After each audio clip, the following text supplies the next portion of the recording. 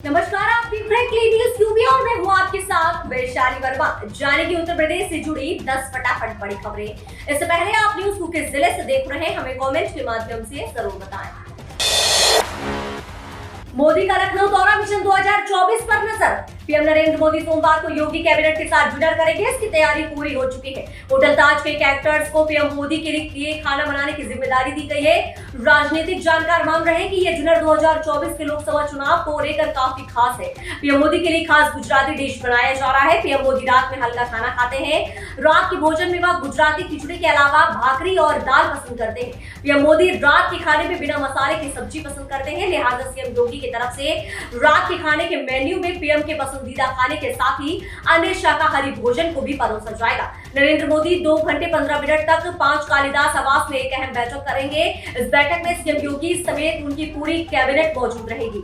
सूत्र बताते हैं कि शपथ ग्रहण समारोह के बाद जब सीएम योगी दोनों डिप्टी सीएम के साथ दिल्ली गए थे, तब सभी मंत्रियों के साथ मीटिंग करने का टाइम तय हुआ था। यूपी को 1000 अरब डॉलर की अर्थव्यवस्था बनाने में ज्यादा देर नहीं लगेगी, सीएम योगी।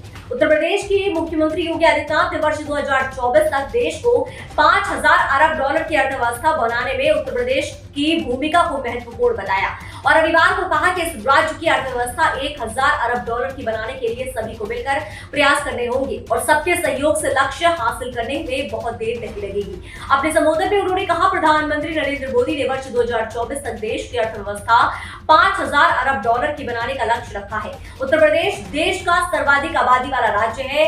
ये राज्य प्रधानमंत्री की अपेक्षाओं के अनुरूप अपनी अर्थव्यवस्था को नई ऊंचाई तक पहुंचाने में सफल हो सके। इसके लिए निवेश की संभावनाओं को आगे बढ़ाने के लिए हम सबको मिलकर प्रयास करना होगा। उन्होंने कहा, निवेश की बुनियादी शर्तें सुरक्षा और कानून व्यवस्था की बेहतर स्थिति है। प्रदेश की अर्थव्यवस्था में हो रहा तीव्र विकास देश में एक नजीर के रूप में स्थापित हो रहा है। विगत 5 वर्षों में राज्य में प्रत्येक नागरिक की सुरक्षा और प्रदेश की कानून व्यवस्था को बेहतर बनाए रखने के लिए जो कदम उठाए गए हैं, उसकी अपेक्षित परिणाम पूरे देश के सामने आ रहे हैं।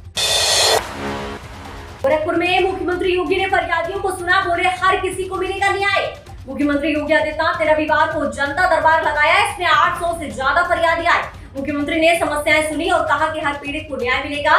जो दोषी होगा उसके खिलाफ तत्काल कार्यवाही की जाएगी। मुख्यमंत्री ने कहा कि थाना दिवस, तहसील दिवस और जनता दरबार में आने वाले हर मामले का निपटारा प्राथमिकता पर किया जाए। आपको बता दें, इस अवसर पर सुनिश्चित कर ले।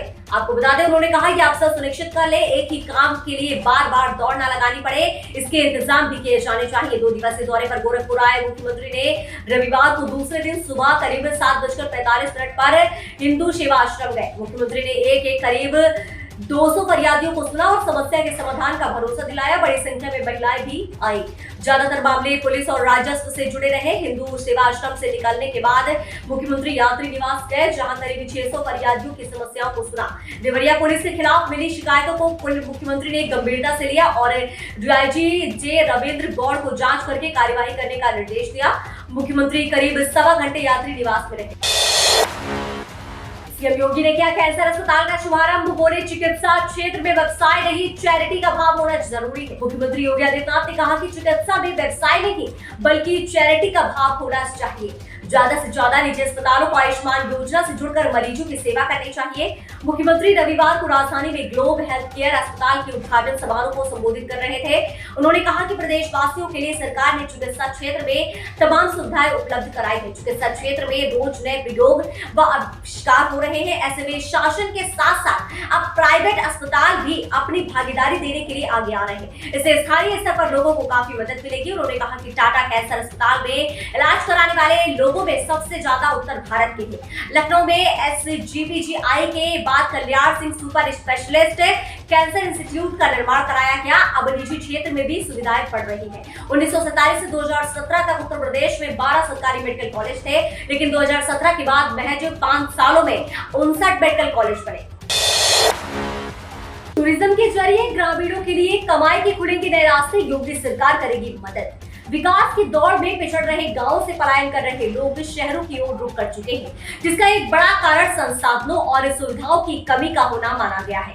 वहीं अब लोग शहरों से शोर से दूर गांव के हरे भरे जीवन की ओर कुछ पल बिताने की इच्छा रखते हैं। काम से छुट्टी लेकर हर किसी को गांव के शांत वातावरण में जिंदगी का आनंद लेना है।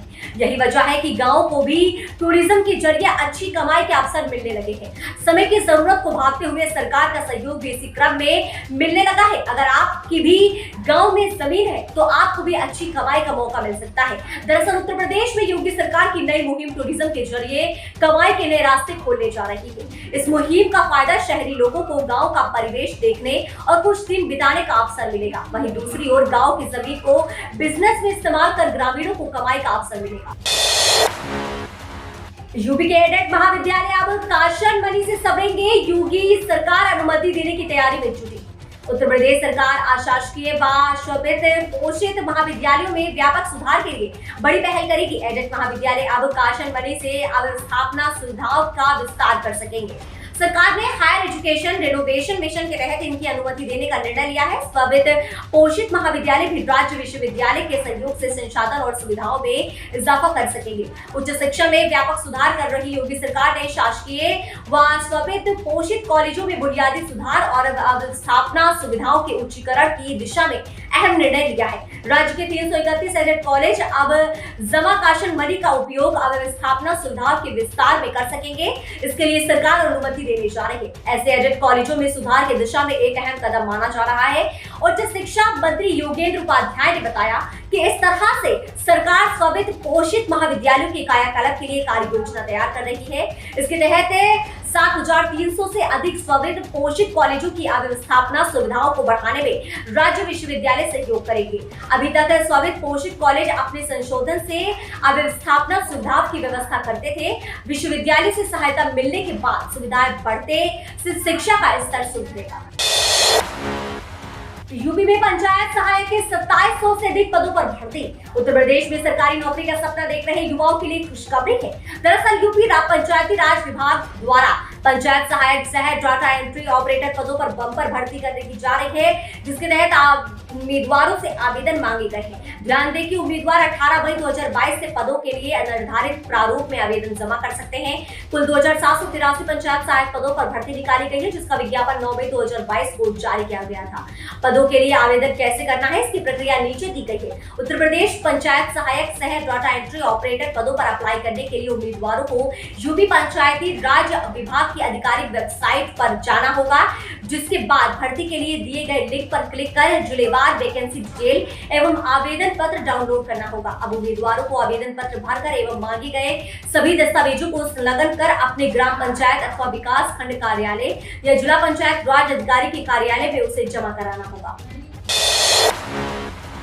यूपी में कहीं लू तो कहीं हल्की बारिश के आसार। बांदा में रहा सर्वाधिक तापमान। प्रदेश के कई जिलों में बीते हफ्ते बारिश के बाद नमी बढ़ गई है। ऐसे में राहत की दिशा में उमस से शूल बन गई है। मौसम विभाग के अनुसार अगले सप्ताह तक गर्मी से राहत मिलने के आसार नहीं है। सोनभद्र, प्रयागराज, कौशाम्बी, बांदा, आगरा, झांसी, हमीरपुर, महोबा और चित्रकूट समेत आसपास के जिलों में दिन भर लू चली। रविवार को प्रदेश के कई जिलों का तापमान 45 डिग्री सेल्सियस के पार दर्ज किया गया है।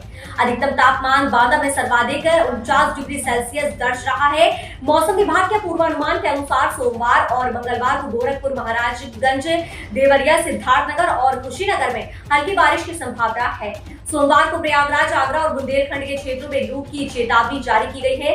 रविवार को राजधानी के अधिकतम तापमान 41.3 डिग्री सेल्सियस और न्यूनतम तापमान 28.2 डिग्री सेल्सियस पर दर्ज किया गया है।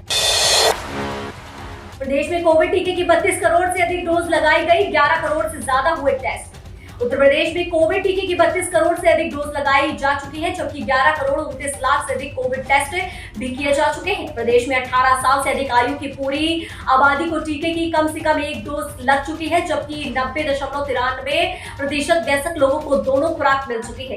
15 से 17 वर्ग में 96.24% से अधिक किशोरों को पहली खुराक मिल चुकी है और 71.67% किशोरों को दोनों डोज लग चुकी है। 12 से 14 आयु वर्ग के 75.20% से अधिक बच्चे टीका कवर पा चुके हैं। इन्हें दूसरा डोज लगाया जाना भी शुरू हो चुका है। सोमवार को मुख्यमंत्री योगी आदित्यनाथ ने टीम 9 की बैठक में अफसरों को टीकाकरण और तेज किए जाने के निर्देश दिए। उन्होंने कहा कि ट्रैक, टेस्ट, ट्रीट और टीकाकरण की नीति के सफल क्रियान्वयन से उत्तर प्रदेश में कोविड पर प्रभावी नियंत्रण बना हुआ है। वर्तमान में प्रदेश में कुल 1097 एक्टिव केस है। पिछले 24 घंटे में पूरे प्रदेश में 138 नए केसों की पुष्टि हुई है, जिसमें गौतम बुद्ध नगर में 70, गाजियाबाद में 20, लखनऊ में 11 नए केस शामिल हैं। इस अवधि में 186 लोग स्वस्थ भी हुए हैं। जिलों में केस अधिक मिल रहे हैं, वहां सार्वजनिक स्थानों पर फेस मास्क लगाया जाना अनिवार्य है। इसे लागू कराए जाने लोगों को जागरूक करें। पॉजिटिव पाए गए लोगों के स्वास्थ्य पर सतत नजर रखी जाए। पीएम मोदी 75,000 करोड़ की निवेश परियोजना का करेंगे शिलान्यास। आगामी 3 जून को लखनऊ में तीसरी ग्राउंड बेयरिंग ब्रेकिंग सेरेमनी होगी, जिसमें प्रधानमंत्री नरेंद्र मोदी भी हिस्सा लेंगे। प्रधानमंत्री 75,000 करोड़ रुपए से ज्यादा की निवेश परियोजना का शिलान्यास भी करेंगे।